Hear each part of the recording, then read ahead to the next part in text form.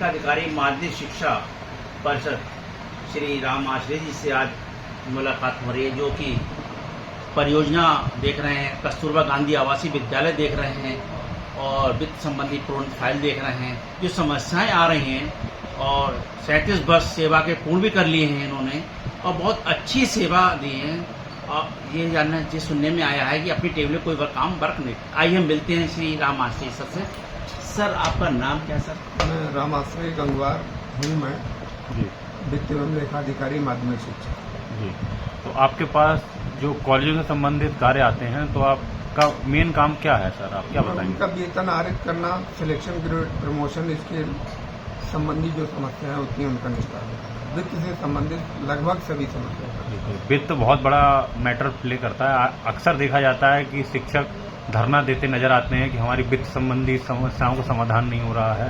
तो ये क्या होता है इसमें? एक्चुअली दो तरह के विद्यालय होते हैं, एक मैनेजमेंट होते हैं और एक गवर्नमेंट होते हैं। तो गवर्नमेंट वाले शिक्षक कभी किसी प्रकार का धरना प्रदर्शन नहीं करते हैं, क्योंकि उनके नियम और कानून सीधे यूपी गवर्नमेंट से गवर्न होते हैं। माध्यमिक विद्यालयों का स्टेटस दो तरह का होता है। वहाँ पे एक मैनेजर होता है। मैनेजर जिस कर्मचारी, जिस टीचर को वेतन निकालना चाहता है निकालता है, जिसको निलंबित करना चाहता है निलंबित कर सकता है। उसमें माध्यमिक का कोई रोल नहीं होता है अधिकारियों का।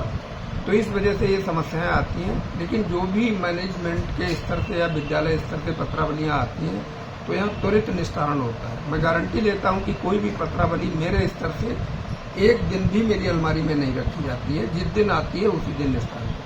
जैसे अभी आपने बताया कि वहाँ पे एक तरीके से आपने वर्डों में बताया वहाँ तानाशाही चल रही है। जी, वो मैनेजमेंट तो उसमें आपका कोई रोल नहीं है? आप कोई मदद नहीं कर पाते शिक्षक की? मदद कोई नहीं कर पाते हैं। बस मैनेजर को लिख देते हैं कि मैनेजर, वो दिया इस स्तर से लिखा जाता है, प्रशासनिक सेवाएं वही देते हैं। हम तो खाली वित्त से संबंधित हैं।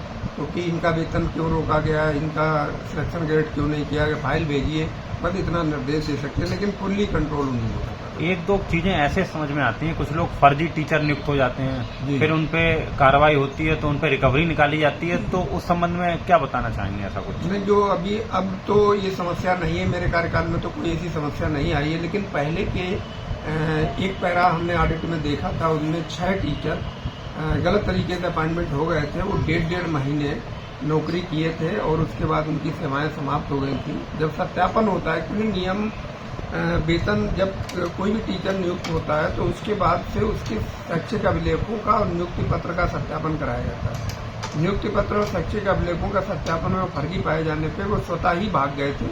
उन पे मुकदमा कोर्ट में चल रहा है, FIR दर्ज हुई है उन पे, लेकिन उनके संबंध में अभी में मामला लंबित माना गया है।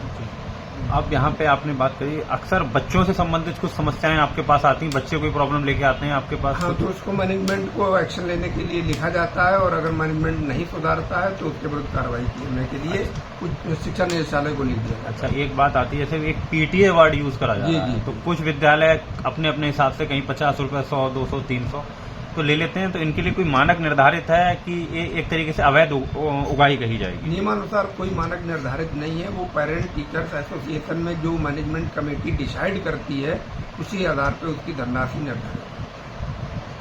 सर मैं आपसे जानना चाहूँगा, आए दिन धरना यहाँ क्यों होता है?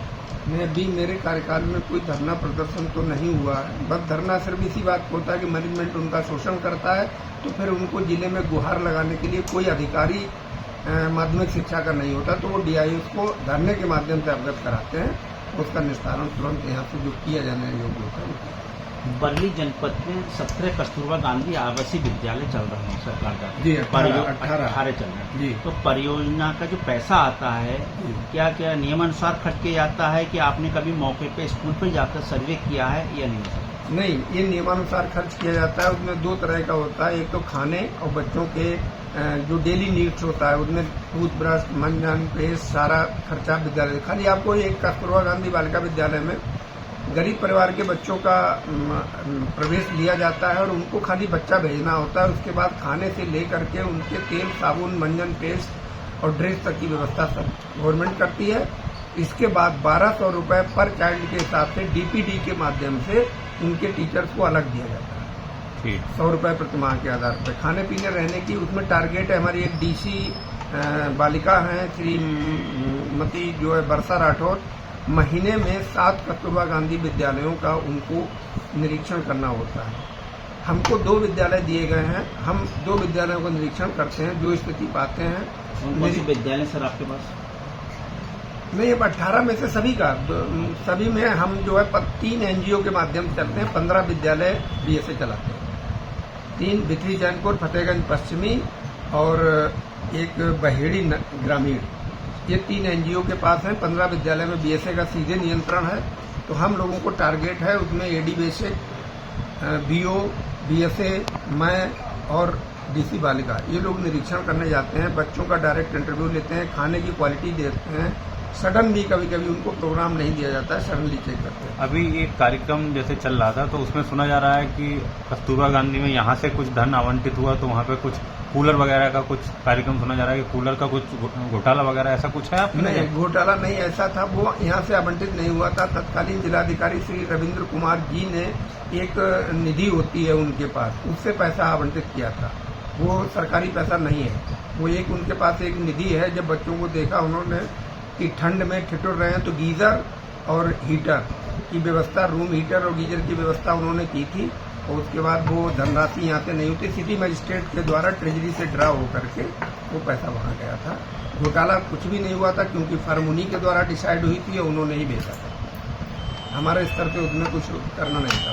आपने उस चीज़ को जब जिलाधिकारी महोदय द्वारा आवंटित की गई थी, आपने मौके पर उसका निरीक्षण किया, मौके पर सही है या सही पाए गए? हाँ, सही पाए गए। मेरे हिसाब से सारे चलते हुए पाए गए थे, लेकिन जो संबंधित फर्म द्वारा कुछ में 1-2 हीटर कम किए गए थे, तो फर्म को नोटिस दे करके बाद में उनकी आपूर्ति करा दी। एक सर अभी बात सुनने आई थी, एक महिला शिक्षकों के साथ देखिए महिला सुरक्षा के संबंध में कुछ जो मैनेजमेंट होता है, क्या किस तरीके से सेक्सुअल हैरेसमेंट जैसी कुछ बात सुनने को मिलती है आपके लिए? अभी एक बात सुनने में आई थी, इसे परेशान किया जा रहा था, उसके नाम पे तनख्वाह रोक दी, उन्हें टर्मिनेट करने जैसा, ऐसा कुछ सुनने में आया? आप कुछ जांच करते हैं? इसके लिए शासन ने महिला उत्पीड़न प्रतिरोध अधिनियम 2013 पूरा ब्रॉड लेवल पे किया है, तैयार किया है। भारत सरकार का एक एक्ट है, उसके तहत महिला अपनी शिकायत कर सकती है।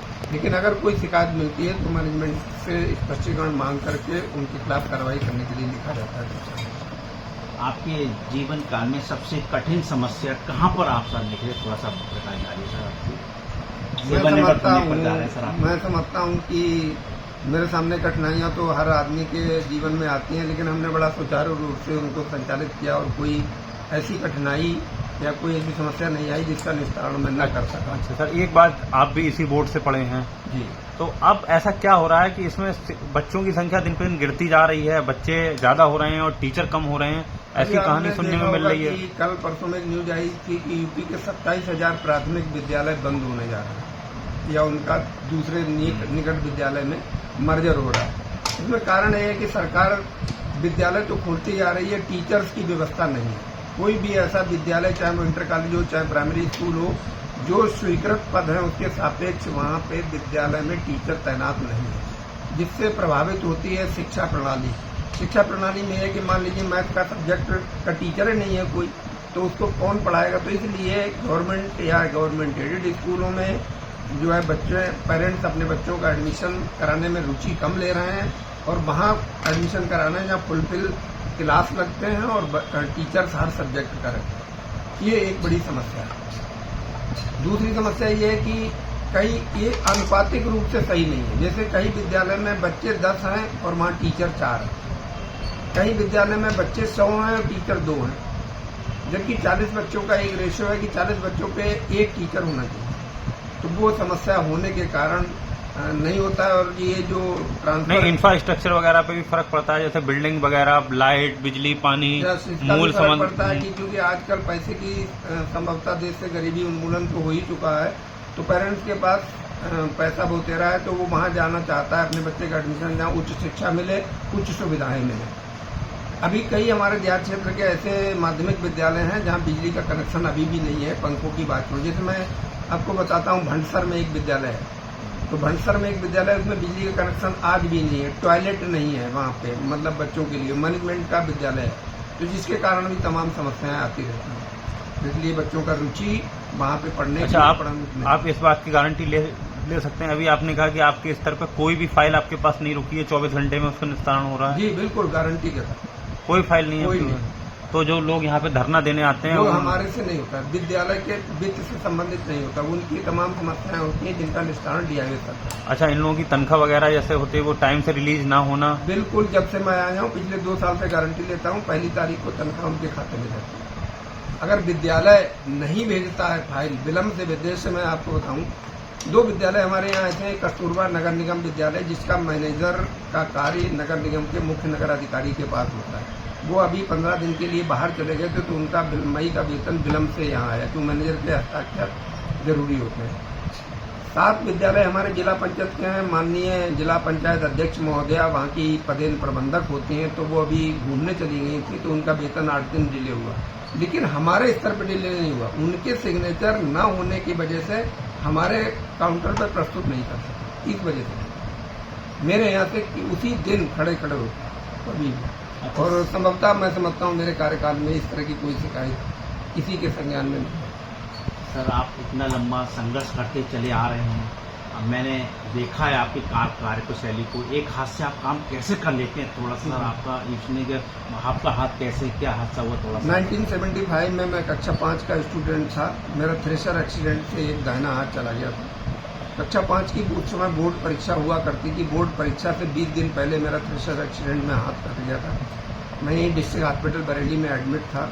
20 दिन बाद जब मैं खाली हुआ तो जिले में उस समय बोर्ड की परीक्षा ऐसा होता था महीने भर चलती थी, कुछ जगह यहाँ कुछ जगह वहाँ।